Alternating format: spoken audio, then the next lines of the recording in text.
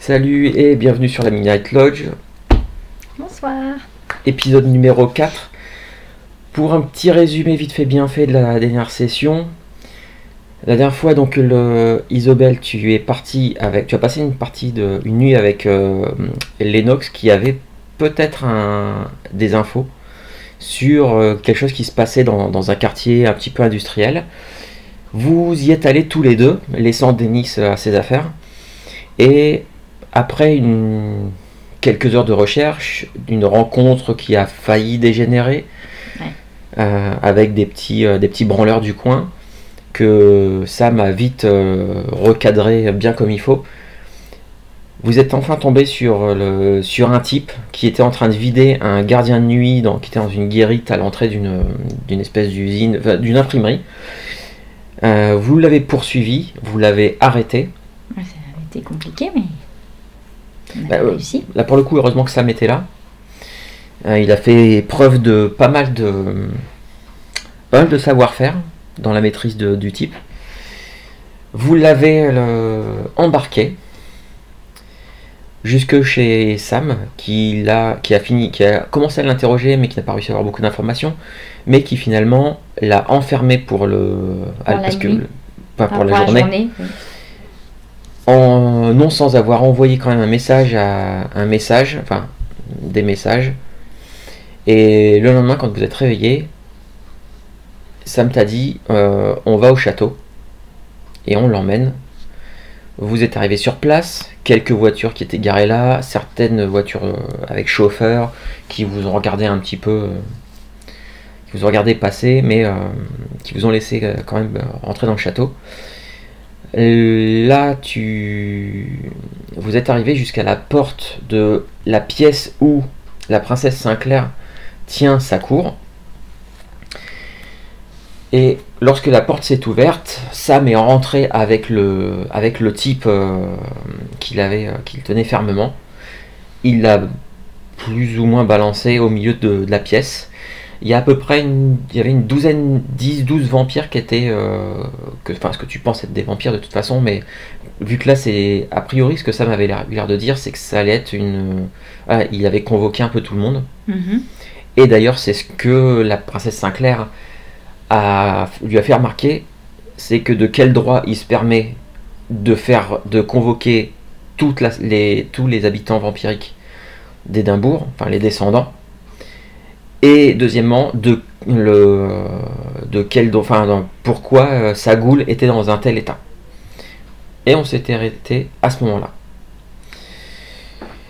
Donc pour le resituer, la pièce, c'est une grande pièce, il y a une grande table, une assez grosse cheminée. Toi tu sais que cette pièce-là, c'est une pièce que vous ne faites pas forcément visiter systématiquement, ça dépend en fait. Il y a des moments où elle est visitable par certaines périodes, mais là, c'est vrai que c'est assez rare. Et dans cette pièce-là, quand tu y es venu la première fois, il y avait donc la table, il y avait la princesse Sinclair, il y avait une femme, celle avec ses cheveux longs et de couleur rose. C'est son infante, c'est ça? Ça, c'est ce que tu as c'est ce qu'on t'a dit, c'est que c'est l'infante de la princesse Sinclair. Et qu'à cette table-là, il y avait plusieurs chaises, mais que Denis t'avait surtout déconseillé de t'asseoir n'importe où, parce que certaines chaises étaient réservées alors il t'a dit que c'était un peu les représentants de chaque clan dans la ville.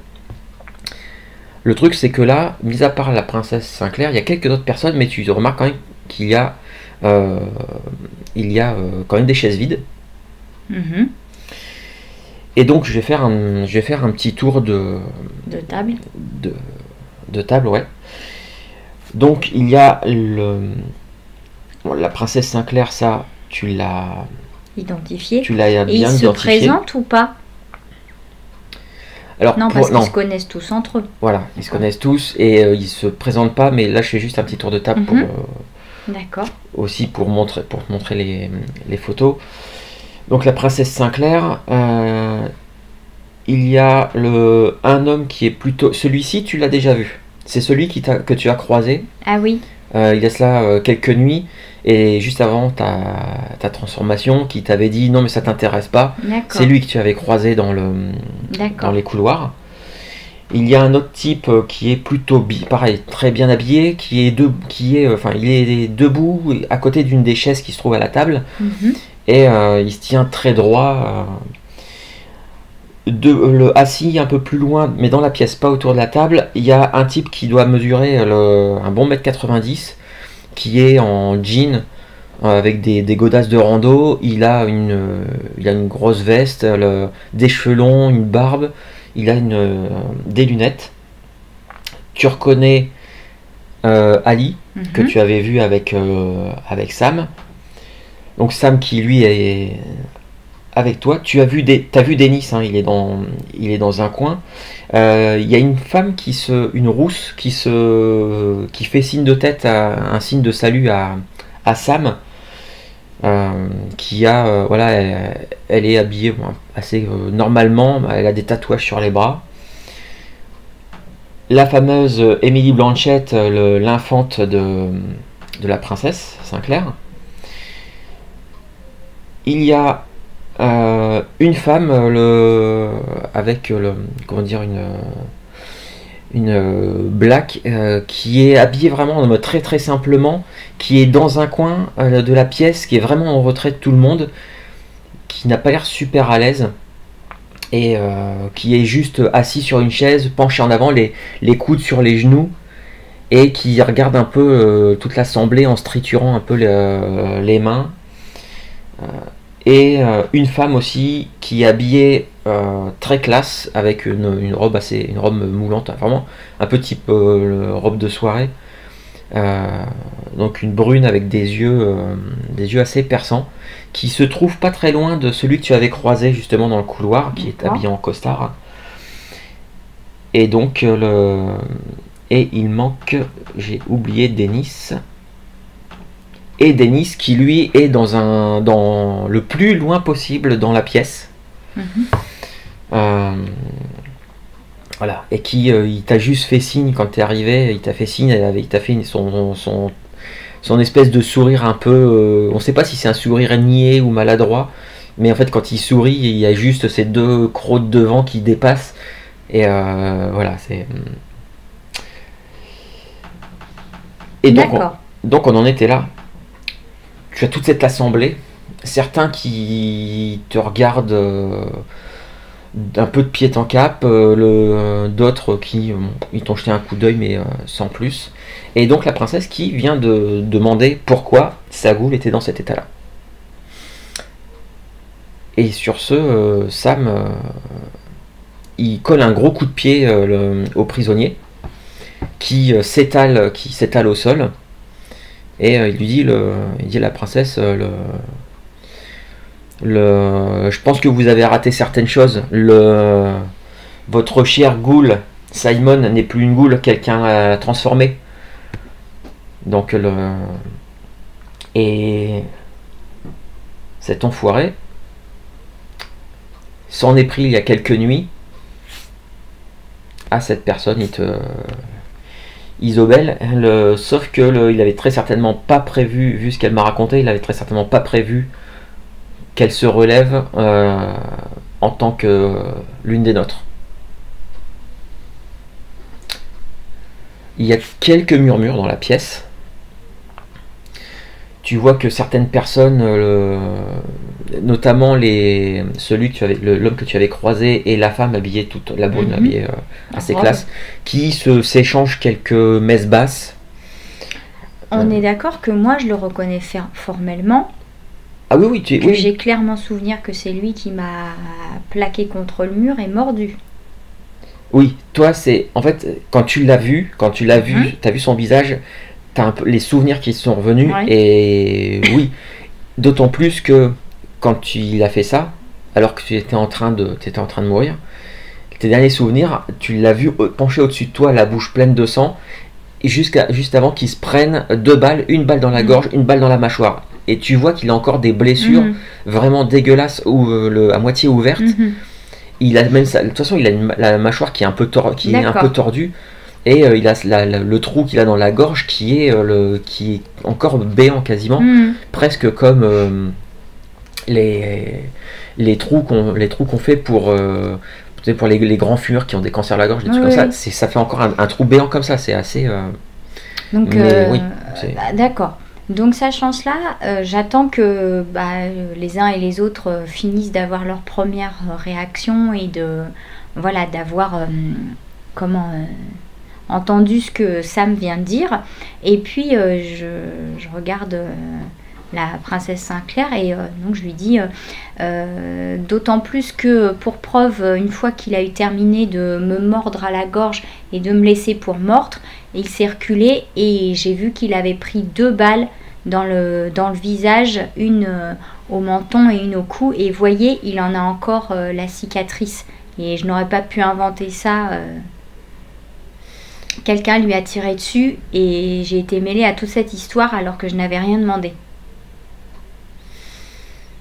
elle se lève, elle s'approche de lui, on voit clairement les impacts, donc...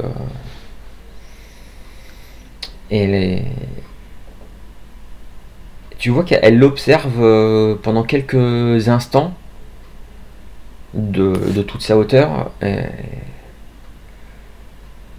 Elle se tourne un peu vers tout le monde et est-ce que quelqu'un peut me dire qui l'a transformé? Et elle fait le tour de toute la pièce. Et voilà, tu vois tout le monde les gens ont l'air d'être... Il y en a certains qui ne réagissent pas du tout. Moi je regarde, je les observe un peu un par un. Est-ce qu'il y a quelqu'un qui a l'air un peu moins à l'aise ou trop faussement assuré ou voilà. Oui, et écoute, dans ce cas-là, tu vas me faire un petit test. Alors tu le vois plutôt comment? C'est plutôt que tu observes t'observes juste le comportement des gens, ou en gros c'est juste de la simple observation, donc ça va être plus avec de la vigilance, ou alors t'essayes, c'est plus avec de l'empathie, t'essayes voilà, c'est... Ouais. Moi, c'est juste de l'observation ou vraiment peut-être plus psychologique. Ouais, je sais pas, c'est peut-être plus... Enfin, je sais pas, tu me diras, c'est peut-être du charisme parce que, en fait, j'essaye de les observer, mais aussi si je croise leur regard, tu sais, d'être les yeux dans les yeux avec eux et de ce qui m'est arrivé et celui qui serait peut-être embêté ou, tu vois, qui a un truc à se reprocher ou qui est pas... Tu vois. Donc, je sais pas. Alors, non, si c'est plus de l'observation alors. Ouais, c'est peut-être plus de l'observation, c'est juste voir s'il y en a qui ont l'air gênés. Et après, l'empathie, je te dis, c'est vraiment c'est aller peut-être un peu au-delà. C'est est-ce que cette personne-là est gênée et tu as l'impression que dans son comportement, dans son regard, elle se dit merde, elle se sent coupable, ou est-ce que voilà, tu vois. Et alors si c'est plus l'empathie, tu dis. Si, donc si tu veux faire avec l'empathie, ce sera avec de l'astuce, puisque l'astuce te permet, c'est plus de l'analyse, c'est plus analysé, et donc tu lances bien avec 2 dés rouges, puisque ta soif est à 2. Ok. Alors. Donc ça te fait 3 réussites. 3 réussites, alors dans toute l'assemblée, la grande majorité ne font pas plus cas que ça de ce qui est en train de la question qu'elle a posée. D'accord. En revanche, il y a 2 personnes que tu pourrais, qui ont un comportement, voilà, tu sais, qui sont pas super à l'aise. Il y a la femme, celle qui est black, qui était, je te disais, elle était penchée, elle était les genoux sur les coudes et qu'elle se triturait un peu les mains. Elle a pas l'air d'être très très à l'aise du tout avec ce qui se passe. Alors après, de là à dire exactement pourquoi du comment, mais en tout cas elle est assez nerveuse. D'accord. Et l'autre personne que tu as pu remarquer, c'est Emily Blanchett, l'infante de la princesse Sinclair, qui était assise sur une chaise assez un peu nonchalante, et tu l'as vu ça fait quand tu as observé, elle a dû changer 2 fois de position sur sa chaise en l'espace de 30 secondes. D'accord. Et la princesse Blanchette, Sinclair se penche vers Simon et lui dit dis-moi qui t'a fait ça. Et lui, en fait, il regarde le sol, il n'ose pas la regarder dans les yeux, et il ne dit rien. Donc je continue à moi observer du coup Émilie Blanchette du coin de l'œil, tandis qu'elle s'est rapprochée de Simon, tu le dis. Simon, et que voilà, qu'elle lui pose la question. Alors elle lui repose encore la question et tu vois qu'en fait elle commence un peu à... Il y a une colère qui commence à apparaître dans sa voix, à la princesse Sinclair. Elle se redresse, elle retourne s'asseoir. Oui, et l'infante, en fait c'est l'infante moi que j'observe. Oui. Mais voilà, je te dis aussi, elle retourne s'asseoir. Et l'infante, en fait, tu vois qu'elle est en train elle regarde Simon assez intensément. D'accord. Et tu remarques même un regard, il jette un coup d'œil dans sa direction à un moment donné, mais il détourne tout de suite. D'accord. Et sur ce, la princesse Sinclair, alors qu'elle vient elle s'assoit, elle se tourne, elle se penche sur le côté, et elle se tourne vers l'homme que tu avais croisé donc dans le couloir. Et penchée vers lui, elle lui dit juste s'il vous plaît John, faites-le parler s'il vous plaît. Il se lève, il acquiesce, il se lève de sa chaise, il s'approche, il arrive près de Simon, tout en reboutonnant la veste de son costard qui doit... c'est le genre de costard qui doit certainement coûter plusieurs centaines de livres. Donc il s'approche de lui tout en fermant son costume. Il se met juste devant lui, Simon est au sol. Il a les bras, John McKinnon a les bras dans le dos, les mains dans le dos. Et il le regarde même pas et il lui dit debout. Et tu vois Simon qui commence à... comme s'il essayait de lutter là-dessus, et tu vois qu'il finit par se relever. Malgré lui, quoi. Ouais, presque malgré lui.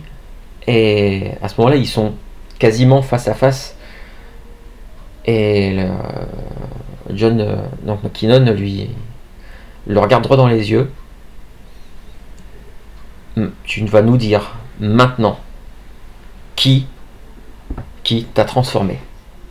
Et dans sa façon de le dire à Simon, tu vois que Simon en fait se crispe un instant, mais ce qui est, même toi t'as senti une espèce d'aura, un peu d'aura d'autorité qui t'a fait ressentir une espèce un petit frisson pendant un moment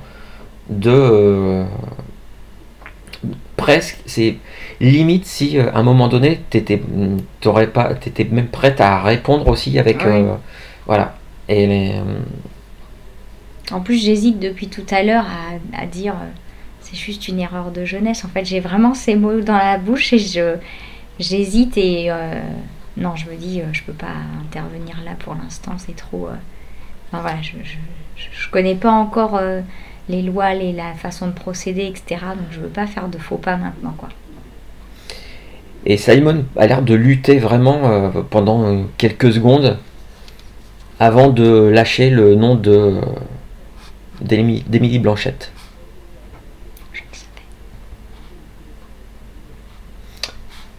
Et lorsqu'il balance ça, il y a tous les regards se tournent vers elle, dont le regard de la princesse Sinclair.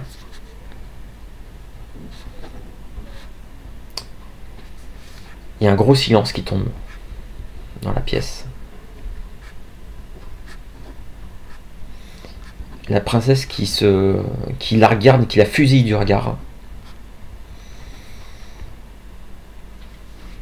Dis-moi que d'une façon ou d'une autre, il ment. Et là, en fait, tout à l'heure, elle était un peu nerveuse, elle l'est toujours. Mais là, en fait, elle relève un peu le menton, à prendre une position, tu sais, sur sa chaise qui se veut décontractée.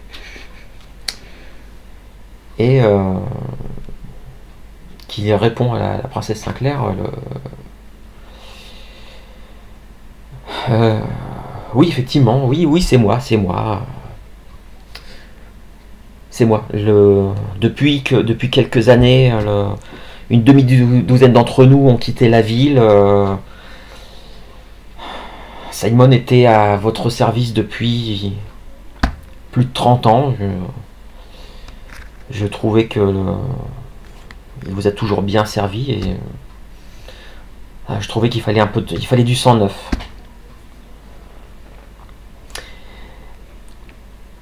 À ce moment-là, la princesse Sinclair, elle était assise à sa chaise, à la table.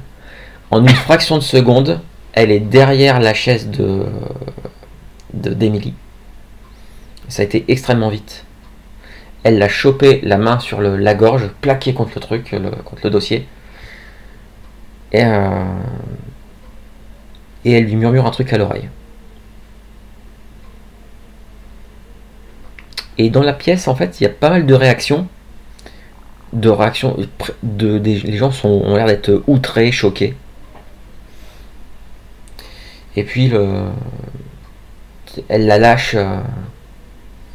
Elle la lâche d'un geste assez brusque. Et elle la toise vraiment, ouais, comme une gamine qui a fait une énorme connerie. Il y a Sam qui jette un coup d'œil et qui se penche un peu vers toi. Et ce qu'elle vient de faire, c'est le genre de choses qu'elle interdit strictement de faire ici. Mais c'est bon, c'est bon pour nous. Je ne dis rien. Donc dans l'assemblée, voilà, c'est un peu... les gens regardent un peu ce qui se passe. Du coup, je suis pas très à l'aise parce qu'avec tout ce qu'ils savent faire, et je me dis qu'entre celui qui manipule les gens, elle qui se déplace en une fraction de seconde, je peux être cuite et réduite en poussière en 2 secondes. Donc je ne bouge pas en fait. Je suis pas très à l'aise, ouais. Tu sens une présence à côté de toi, enfin derrière toi, un peu en retrait. Je me retourne. Bah, y a Denis qui est pas très loin. D'accord. Il s'est rapproché de toi en fait. Ok. Et Sam s'avance. Bon, il se tourne vers plusieurs des vampires ici. Il se tourne vers eux. Bon, je pense que assez rigolé, hein. On va arrêter les frais. Il s'adresse à Sinclair. Depuis que le prince Boyd est parti, déjà que j'appréciais pas énormément à l'époque, mais au moins il avait le mérite de tenir un petit peu correctement les lois chez lui. Depuis que vous avez pris sa place, ce n'est que connerie sur connerie. Vous édictez des lois, elles sont bafouées par vos propres enfants. Vous interdisez, vous voulez faire respecter les lois de l'Elysium, c'est-à-dire interdiction d'utiliser quelque pouvoir que ce soit à l'intérieur.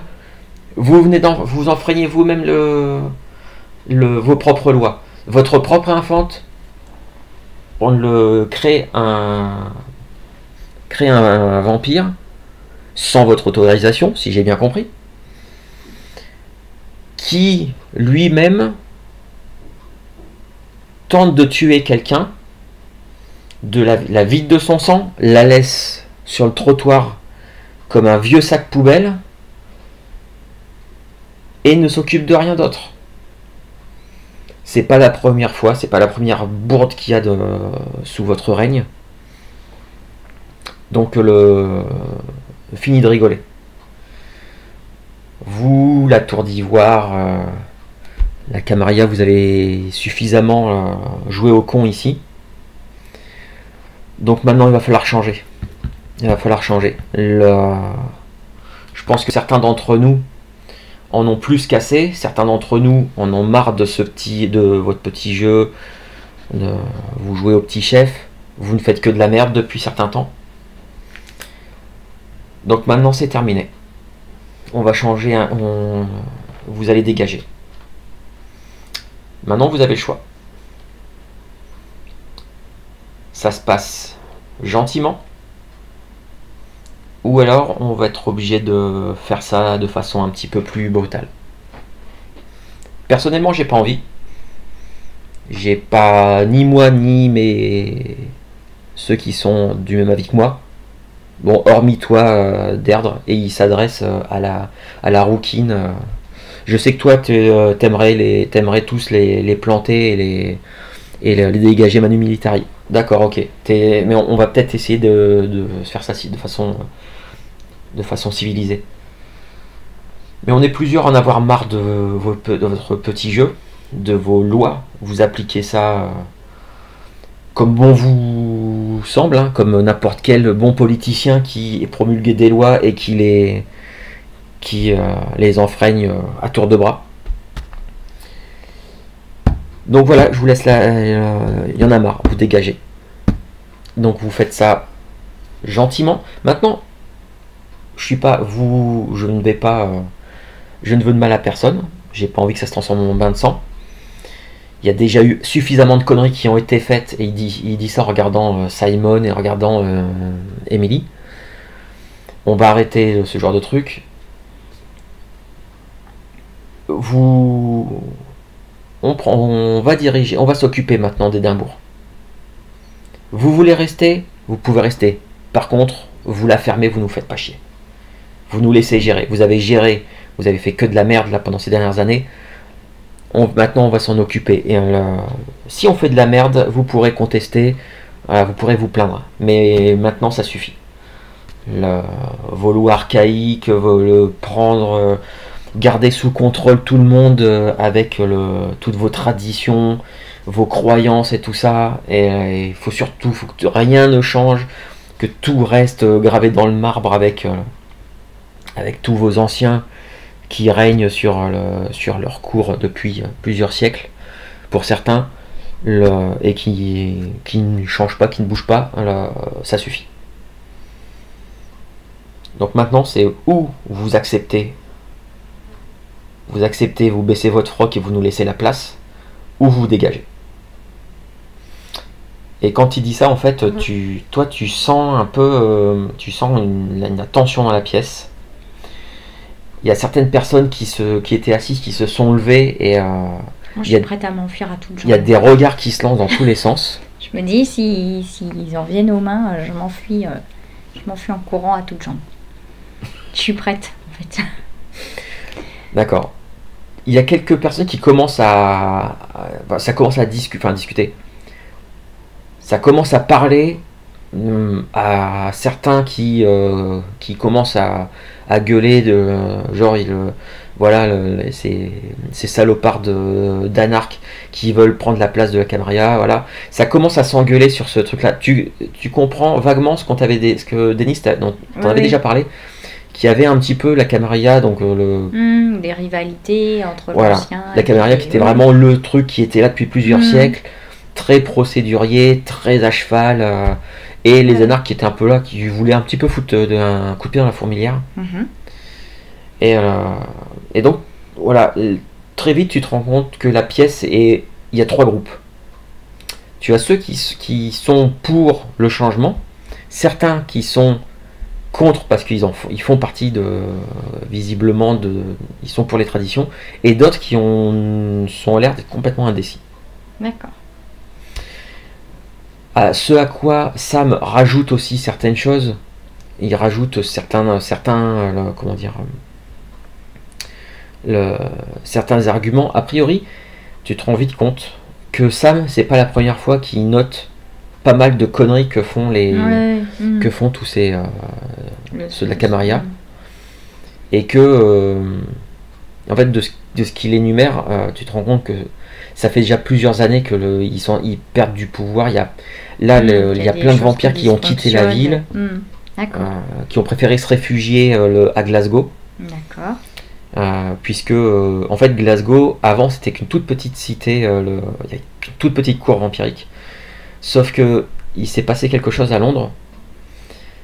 Londres, il y a des rumeurs, ça je crois que c'est Denis qui t'en avait parlé, ou Sam, je sais plus lequel des deux, mais t'avais dit qu'avant à Londres il y avait pas mal de vampires, mais là il s'était passé quelque chose d'assez grave, et dans les échanges t'entends des bribes, tu finis par comprendre qu'apparemment à Londres, il y a de ça quelques années, il y a eu une purge de toute la population vampirique, et que les survivants en fait se sont réfugiés suite à la mort du prince de Londres, se sont réfugiés à Glasgow. Donc Glasgow, de petite cour vampirique, elle a grossi. Et d'ailleurs Sam à un moment il leur dit, mais si vous n'êtes pas content, vous barrez, vous cassez là-bas, j'en ai rien à faire. Mais maintenant, à partir de maintenant, Édimbourg, ce sera une cité libre anarque. Point barre. Et il met en avant aussi le fait que il y a certaines personnes qui sont un petit peu entre deux chaises, et notamment Denis. Il le dit d'ailleurs, il le prend à partie, et il dit à Denis, il dit, toi aussi il va falloir que tu choisisses, t'es toujours en train tu te plains de la Camarilla qui te traite comme de la merde, mais tu leur obéis sur certains trucs, voilà, il y a un moment donné il va falloir que tu choisisses. Et il se tourne aussi vers la Black, et il lui dit il la prend à partie aussi, mais plus positivement, en disant à tous ceux qui ont l'air d'être de la Camarilla pour le coup, tout ça parce qu'elle est sans clan, vous ne la considérez même pas comme une vampire, vous avez toujours refusé vous l'avez traitée comme de la merde à chaque fois qu'elle s'est présentée ici, même le jour où elle est venue se présenter après avoir fui les États-Unis, vous l'avez traitée comme de la merde. Comment voulez-vous qu'elle vous respecte, alors que dans nos rangs, avec nous, elle aura la même importance que n'importe qui, quel que soit son clan d'origine, même si elle n'en a pas, elle aura sa place avec nous. Donc en fait, ça te donne vraiment un peu une espèce d'impression de débat, vraiment comme de débat politique, avec deux mouvements de pensée. Je vais juste passer, je vais te faire un petit... alors ça va être que pour toi parce que je peux pas...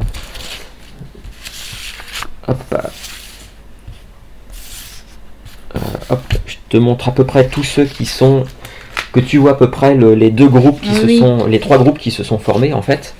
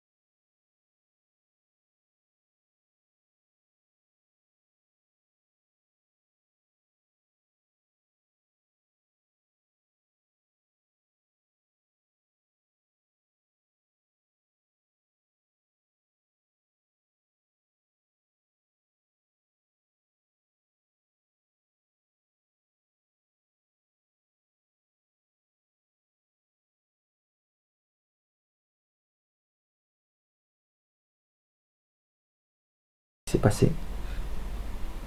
Je viens de m'en rendre compte.